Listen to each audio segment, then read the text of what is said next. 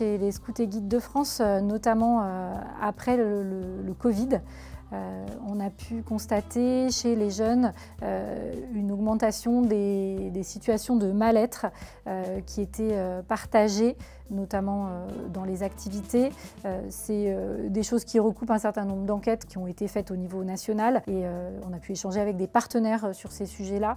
Et donc nos jeunes sont représentatifs de la population générale sur ces questions-là et particulièrement chez les adolescents, donc les scouts et guides, les 11-14 ans et puis les pionniers Caravelle, où on a vu effectivement une augmentation peut-être d'appels sur notre ligne d'urgence sur ces questions de mal-être et de santé mentale qui sont corrélées à ce qui se passe aujourd'hui dans la société.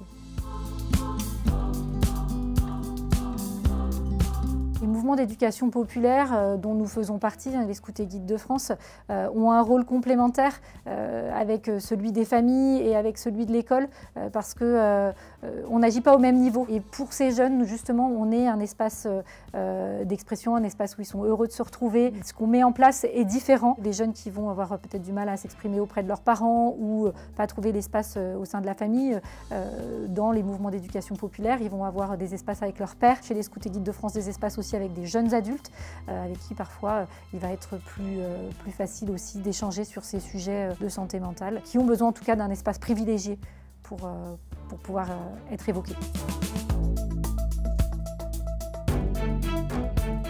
Alors nous agissons sur la santé mentale en justement permettant l'écoute des jeunes et aussi des jeunes adultes qui sont concernés par ces questions de santé mentale. Nos éducateurs et éducatrices sont des jeunes adultes qui sont aussi concernés par ces sujets.